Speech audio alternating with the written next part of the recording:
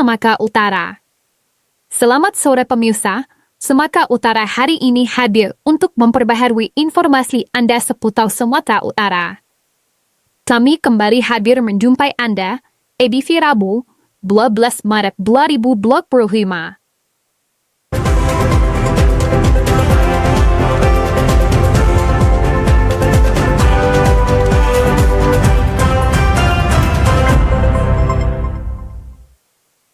Petugas Direktorat Reserse Narkoba Polda Sumatera Utara mendagangkan upaya pengiriman 13 kg narkotika jenis sabu yang berasal dari Riau menuju Kota Medan, dibawa pelaku menggunakan mobil ini disimpan di dalam tangki BBM.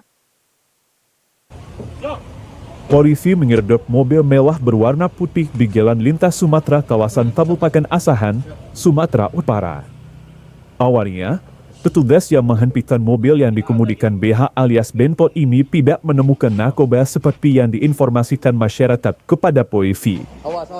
Penggeledahan yang dilakukan secara menyeluruh di setiap sudut mobil sama sekali tidak membuahkan hasil dan pelaku bersikukuh tidak membawa narkoba seperti yang dituduhkan polisi. Namun, setelah polisi memeriksa bagian mesin sisi bawah mobil, polisi menemukan adanya kejanggalan pada tangki BBM mobil yang dibawa pelaku seperti sudah dimodifikasi. Polisi kemudian membawa mobil tersebut ke bengkel untuk melakukan pembongkaran. Ketika dibongkar, polisi akhirnya menemukan narkoba yang tersimpan rapi di dalam tangki. Direktur Reserse Narkoba Polda Sumatera Utara, Kombes Pol Yeni Mendaji mengatakan, terdapat 13 kg sabu yang disita dari dalam tangki BBM. Menurut pengakuan pelaku, rencananya barang haram tersebut akan dibawa ke Kota Medan dan akan diserahkan kepada seseorang yang tidak dikenalinya. Jadi untuk mengelabuinya, dia menyembunyikan seakan-akan ya bensin dibawa tempat bensin mobil, kurang lebihnya seperti ada berapa banyak, Pak? 13 kg yang kita amankan sabu dari Provinsi Riau, kemudian akan dikirimkan ke Medan. Tersangkanya sampai dengan saat ini masih kurir ataupun yang mengantarkan barang tersebut karena perlu untuk kita kembangkan lagi untuk mencari yang menyuruh maupun yang dituju. Pelaku mengaku mendapat upah 5 juta rupiah untuk membawa narkoba dari Riau menuju Kota Medan. Pada kasus ini, pelaku masih menjalani pemeriksaan di Direktorat Reserse Narkoba Polda Sumatera Utara.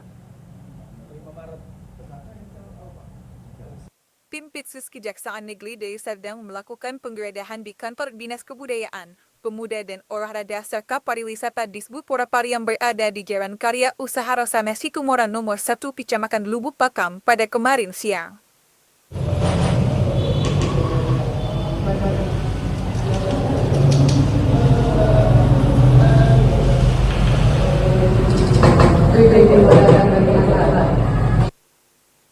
Penggeledahan dilakukan terkait perkara dugaan pidana korupsi belanja perjalanan dinas atlet pelatih serta pemantau pekan olahraga pelajar Sumut dan belanja perjalanan dinas atlet pelatih serta belanja dan penghargaan atas suatu prestasi atlet pekan Paralimpiade Nasional di Dinas Kebudayaan Pemuda dan Olahraga serta Pariwisata Kabupaten Deli Serdang tahun anggaran 2024.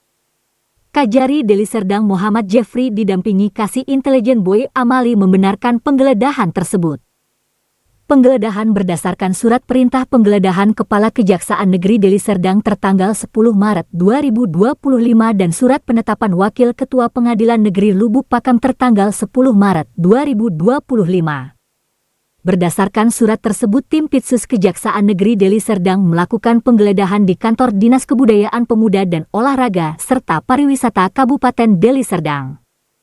Penggeledahan diketuai oleh Kepala Seksi Pidana Khusus Hendra Busrian dengan pengamanan oleh tim intelijen Kejaksaan Negeri Deli Serdang untuk mencari data-data terkait penyidikan perkara tindak pidana korupsi dalam belanja perjalanan dinas atlet pelatih serta pemantau pekan olahraga pelajar Provinsi Sumatera Utara dan belanja perjalanan dinas dan selanjutnya dilakukan penyitaan. Pada kegiatan ini tim penyidik Kejaksaan Negeri Deli Serdang menyita sejumlah surat kontrak, surat keputusan, dokumen yang berkaitan dengan dugaan pidana korupsi belanja perjalanan dinas biasa atlet pelatih serta pemantau pekan olahraga pelajar Provinsi Sumatera Utara.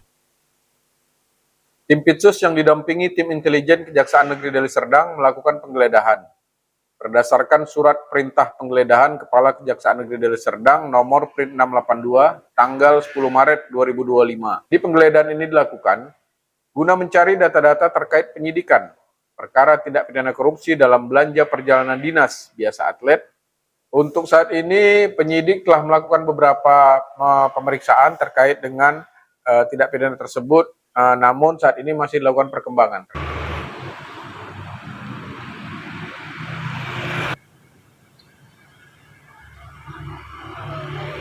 Untuk mencegah terjadinya penyelewengan dana desa, Kejaksaan Negeri Asahan meluncurkan program Jaksa Garda Desa atau Disingkat Jada Desa. Peluncuran program Jaga Desa digelar di Aula Melati Kantor Bupati Asahan yang dihadiri oleh anggota Komisi 3 DPR RI Hinca Panjaitan Bupati Asahan Taufik Zainal Abidin, unsur Forkopimda serta seluruh camat lurah dan kepala desa sekabupaten Asahan.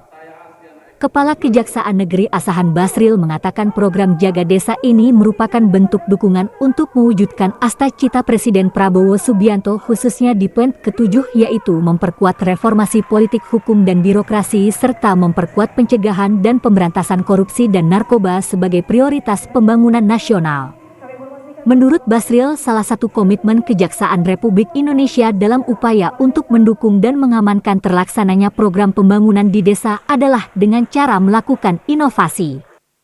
Salah satunya program Jaga Desa yang merupakan suatu program pencegahan penyimpangan dana desa melalui pendekatan pengawalan, pendampingan, dan pengawasan. Saat ini telah tersedia inovasi digital dalam bentuk aplikasi Jaga Desa yang merupakan hasil tindak lanjut kerjasama antara Kejaksaan RI dengan Kementerian Desa dan Pembangunan Daerah Tertinggal.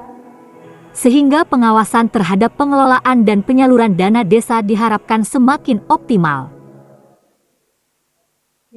Ini diselenggarakan dalam rangka mendukung program pemerintah sebagai bentuk perwujudan visi asta-cita Presiden Republik Indonesia ke-7, yakni memperkuat reformasi politik, hukum dan birokrasi, serta memperkuat pencegahan dan pemberantasan korupsi dan narkoba sebagai prioritas pembangunan nasional. Jalan tol Binjai Lansa seksi Tanjung Pura Pangkalan Brandan yang ada di Kabupaten Langkat, Sumatera Utara hari ini resmi dibuka dan dapat dilalui pengendara. Dibukanya jalan tol ini diharapkan dapat melancarkan arus lalu lintas mudik Lebaran 2025. Mulai kemarin jalan tol Binjai Langsa untuk ruas Tanjung Pura Pangkalan Brandan telah dibuka untuk umum dan dapat dilalui pengendara roda 4 atau lebih. Jalan tol sepanjang 18,8 km ini dapat mempersingkat jarak tempuh dari 45 menit menjadi 15 menit. Selain itu, jalan tol ini juga masih tidak berbayar atau gratis hingga usai arus balik Lebaran mendatang. Manajer cabang jalan tol Binjai Langsa, Metia Gustian, menyatakan meskipun gratis namun pengendara yang akan masuk jalan tol tetap harus melakukan tap kartu elektroniknya. Jalan tol ini merupakan jalur utama dari Medan menuju Aceh dan sebaliknya. Di jalur ini juga tersedia rest area bagi pengguna jalan yang ingin beristirahat. Pihaknya juga mengingatkan pengguna jalan tol untuk selalu waspada dan mengutamakan keselamatan serta memperhatikan kondisi kendaraannya. Brandan itu kan baru kita buka nih ya. Kita baru buka gratis sampai dengan Tanjung Puranya. Jadi bukan gratis mungkin sampai Medan enggak, tapi cuma sampai Tanjung Puranya aja. Himbauannya kepada pengendara adalah siapkan kartu uang elektroniknya. Itu aja disiapin dulu karena masuk tol itu harus punya kartu uang elektronik. Dari info yang kami dapat, khusus Trans Sumatera dari HK-nya, kami punya diskon pertama yang di kisaran Tanjung Pura, kisaran ya. Kemudian juga ada di Permai, Pekanbaru, kemudian juga di Terpeka ada juga Bagi Besar, Kayu Agung, dan di Indralaya, Promoli. Sementara itu, sejumlah pengguna jalan menyatakan kondisi jalan tol ruas Tanjung Pura Pangkalan Brandan cukup baik dan mulus dengan rambu yang memadai. Jalan tol ini juga mempersingkat jarak tempuh khususnya bagi pengendara dari arah Aceh menuju Medan dan sebaliknya.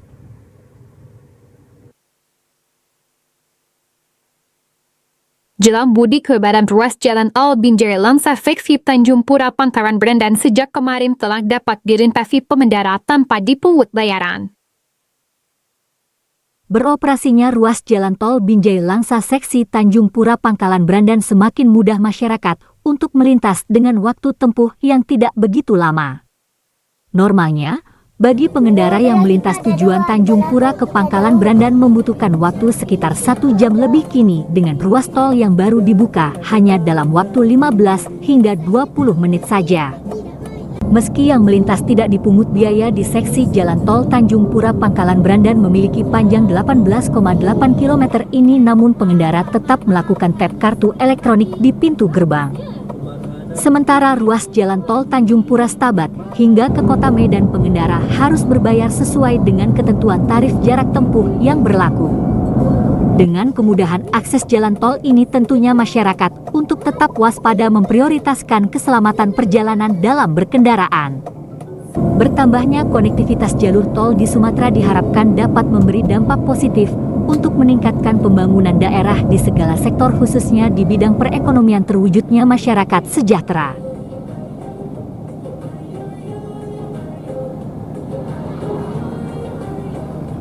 Balai Besar Pengawasan Obat dan Makanan, BPOM Medan, senantiasa melakukan evaluasi pelayanan publik yang telah dilakukan dengan melibatkan Ombudsman, Yayasan Lembaga Konsumen Indonesia dan KPID, serta berbagai media. Guna meningkatkan pelayanan publik kepada masyarakat, Balai POM Medan tetap meminta masukan kepada sejumlah pihak yang memiliki kapasitas untuk melakukan penilaian atas pelayanan publik yang telah diberikan. Kepala Balai POM di Medan Martin Suhendri menyampaikan, berbagai pencapaian yang telah dilakukan selama 1 tahun di hadapan para penanggap dan awak media serta sejumlah pelaku UMKM dan akademisi serta berbagai stakeholder lainnya, usai memaparkan hasil pelayanan publik yang telah dilakukan. Ombudsman memberikan masukan atas layanan yang dianggap penting untuk diperbaiki, sehingga masyarakat sebagai penerima layanan publik semakin terlayani dengan baik. Demikian juga dengan Yayasan Lembaga Konsumen Indonesia memberi berbagai masukan kepada Balai POM Medan agar capaian layanan sejalan dengan pelayanan maksimal kepada masyarakat. Pada kesempatan itu, Ketua KPID Sumut juga memberi sejumlah masukan agar dapat bersinergi dalam mendukung pelayanan publik oleh Balai Besar POM di Medan. KPID memberi masukan kepada Balai POM Medan terkait iklan dari pelaku UMKM di Medan yang terlalu overklaim. KPID berharap adanya pengawasan yang melekat oleh BPOM Medan agar masyarakat dapat terbebas dari berbagai bahan yang berbahaya.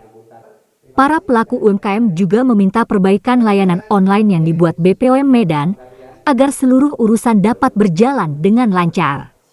Yang kita layani adalah terkait dengan pelanggaran obat dan makanan atau komoditi yang kita awasi. Komoditi yang kita awasi itu adalah obat, bahan obat, obat bahan alam yang dulu disebut dengan obat tradisional, kemudian kosmetik, makanan, serta suplemen kesehatan. Kami menghimbau kepada masyarakat, kalau memang ada pelanggaran jangan segan-segan melaporlah ke kami di 0811 60 60 533. Sesuai dengan peraturan perundang-undangan, identitas pelaku pelapor itu pasti kami lindungi, konfidensialnya pasti kami jaga. Demi mewujudkan pelayanan publik yang lebih prima, Balai POM Medan sepakat untuk memperbaiki berbagai layanan yang dianggap masih penting untuk di-upgrade. Sejumlah pihak juga bersedia untuk memberikan dukungan atas berbagai layanan publik oleh Balai POM Medan. Pemirsa, kami akan segera kembali dengan sejumlah informasi lainnya. Tetaplah bersama kami di Sumatera Utara hari ini.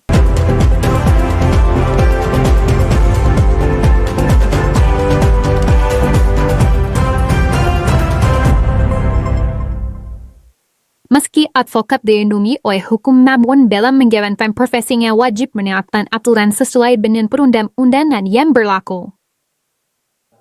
Setiap advokat dalam memberi perlindungan hukum kepada masyarakat tetap mengedepankan prinsip kebenaran dan aturan yang telah ditetapkan sehingga marwah sebagai pemberi perlindungan hukum dapat tetap terjaga. Pada pemangkapan advokat di wilayah hukum Pengadilan Tinggi Medan yang berlangsung di Grand Mercure Medan kemarin, Wakil Ketua Umum Dewan Pimpinan Nasional Perhimpunan Advokat Indonesia, Archiel Suyanto menyampaikan, Setiap advokat wajib memahami dan menerapkan kode etik dalam melakukan proofreading-nya. Selain itu, seluruh advokat harus mengetahui bahwa organisasi advokat yang disahkan Mahkamah Konstitusi adalah advokat pribadi sehingga advokat harus menjunjung tinggi nilai-nilai kebenaran demi memperjuangkan keadilan bagi masyarakat yang ingin memperoleh keadilan. Dikatakan akhir-akhir ini banyak advokat yang menjalankan tugas lebih mengedepankan keinginan pribadi sehingga mengabaikan aturan yang berlaku. Untuk itu, kepada advokat yang baru dilantik diharapkan dapat menanamkan kepada diri sendiri betapa pentingnya menjunjung tinggi nilai-nilai kebenaran demi membela masyarakat yang ingin memperjuangkan hukum. Bagi setiap advokat tidak dapat berhenti belajar tentang kode etik.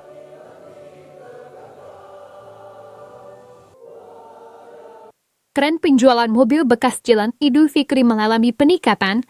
Tingginya permintaan mobil bekas karena mahalnya harga mobil baru yang membuat daya beli masyarakat berkurang. Mobil bekas atau mobil second bukan berarti tidak layak digunakan, bahkan yang dinamakan mobil bekas. Meski sehari setelah pemakaian tangan pertama, tetap masuk dalam kategori mobil bekas.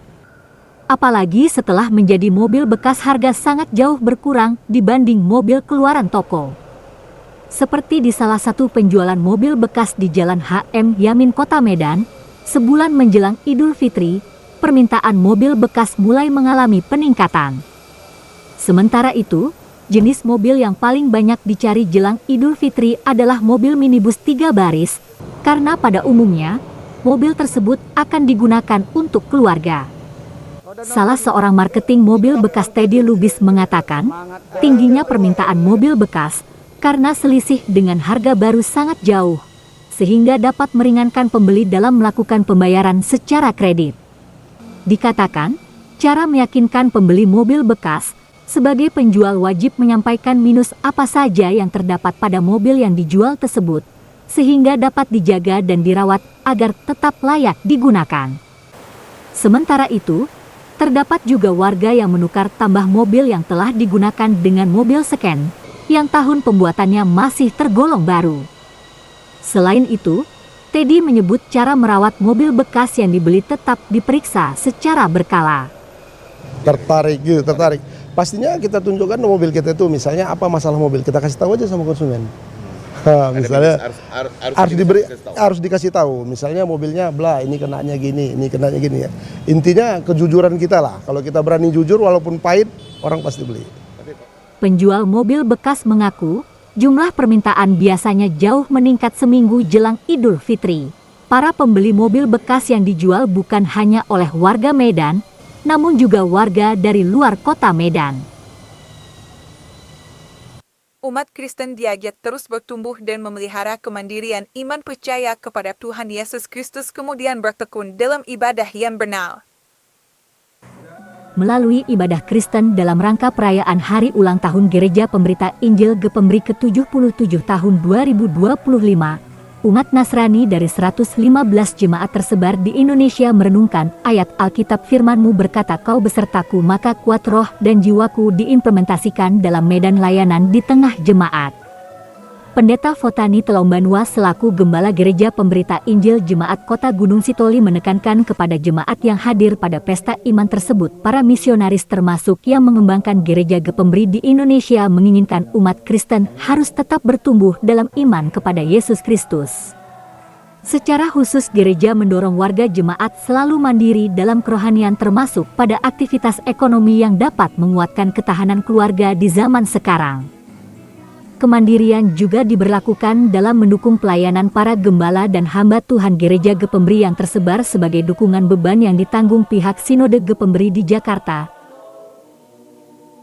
Itunda perjalanannya mga mulia Bapanuania, dilayani kami-haniha, yongko yang Cina pada daerah Jakarta, Gereja Soba Padutudo, akhirnya dan ia deposito di gereja berita Injil Di tengah keberagaman yang ada di Indonesia, umat Kristen mendoakan agar terus terjalin keharmonisan dan toleransi sehingga keutuhan negara tetap terjaga.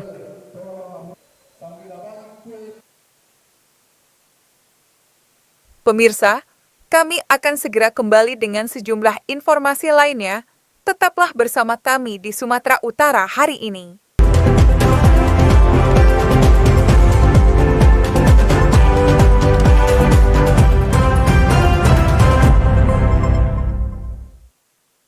Pemirsa, kami akan menghadirkan sejumlah informasi dalam segmen Serba-Serbi Ramadan 1446 Hijriah.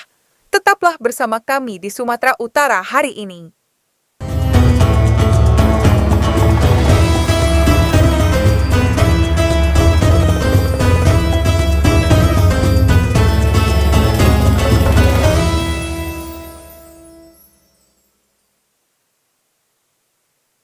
Momentum di bulan suci Ramadan, Polres Mandailing Natal berbagi ratusan takjil bersama warga Desa Mompanju Mandailing Natal dan buka puasa bersama serta sholat tarawih hingga tadarus di Masjid Pliagu Solihin.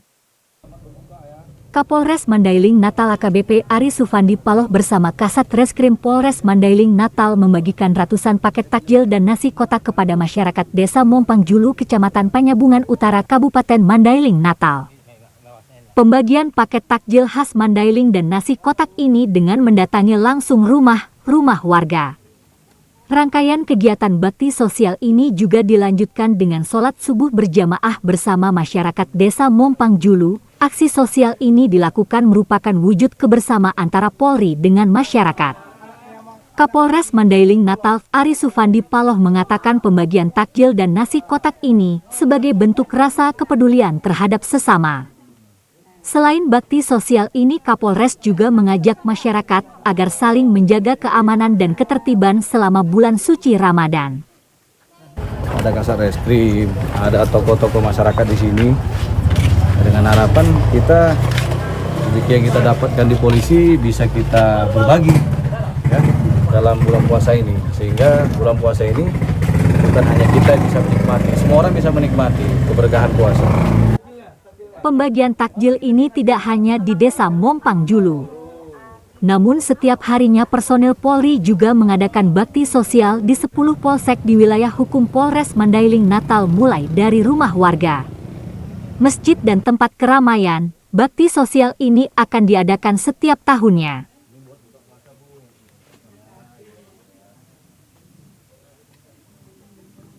Untuk memberikan siraman rohani dan memaknai bulan Ramadan, puluhan warga binaan yang berada di dalam rumah tahanan Polrestabes Medan melakukan zikir bersama dengan para ulama Sumatera Utara, yakni Buya Amiruddin NS, Ustaz Amhar Nasution dan Kiai Haji Zulfikar Hajar menjelang waktu berbuka puasa. Hal ini dilakukan untuk merawat kebutuhan rohani para warga binaan yang saat ini sedang menjalani masa hukuman akibat dari perbuatannya yang melanggar hukum.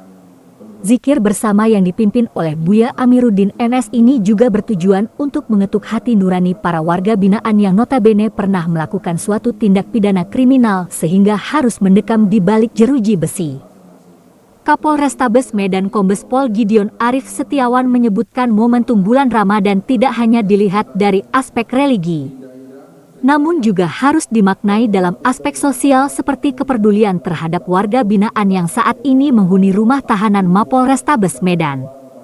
Selain zikir dan mendengarkan tausiah bersama, Kapolrestabes Medan juga turut membagikan takjil dan makanan berbuka puasa untuk para warga binaan yang beragama Muslim dan memberi motivasi agar tetap menjalani ibadah puasa Ramadan meski sedang menjalani masa hukuman.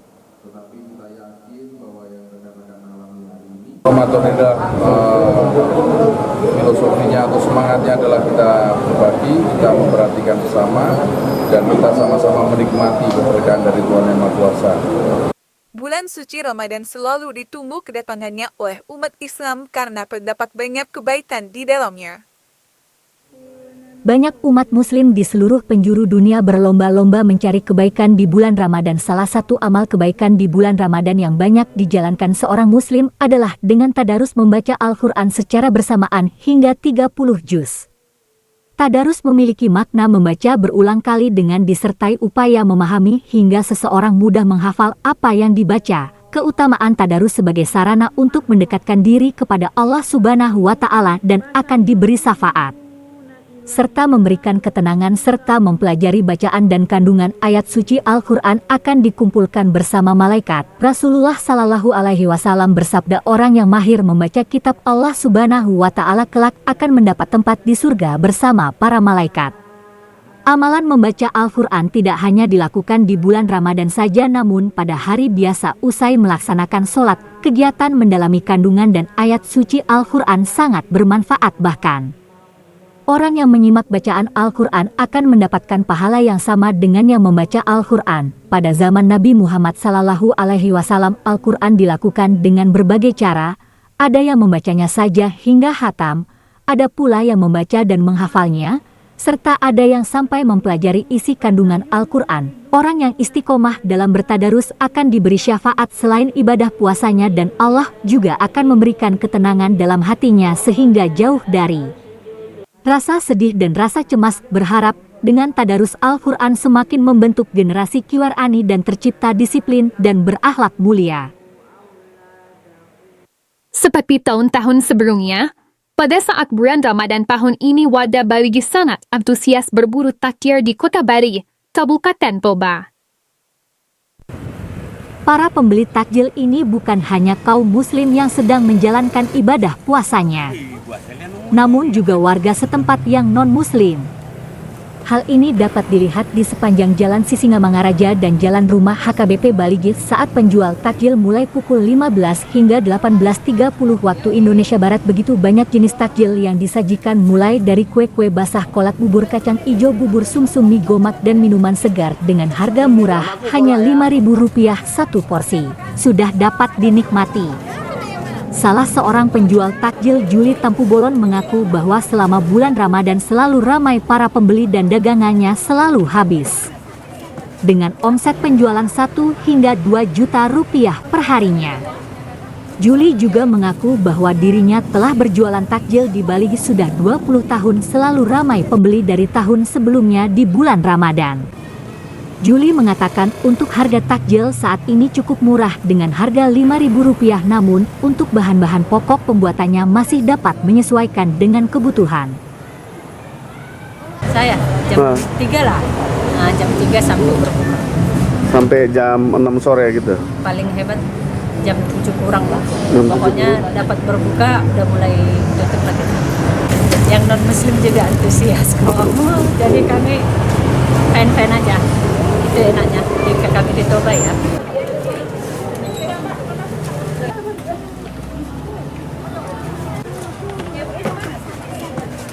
Berikut informasi perakiraan cuaca di sejumlah daerah di Sumatera Utara.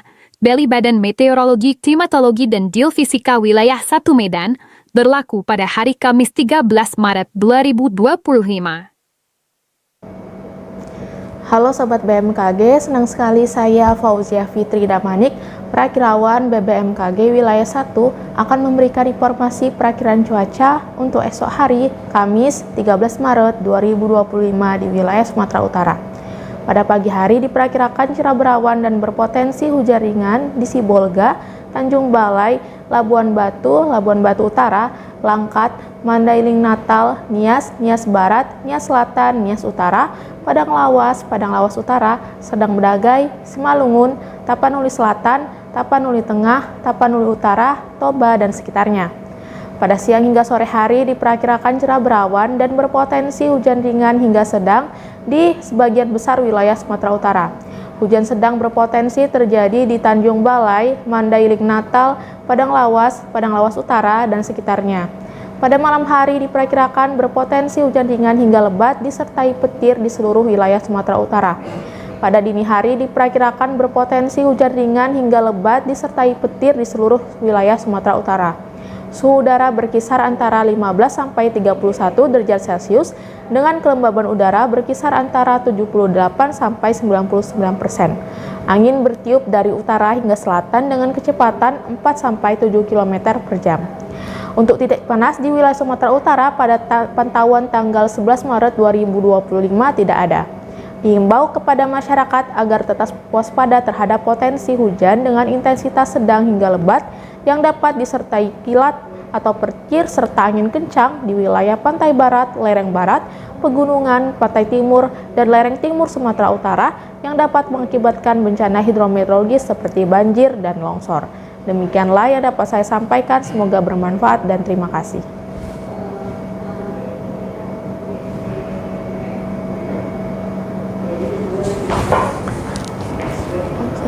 Pemirsa, demikian Sumatera Utara hari ini.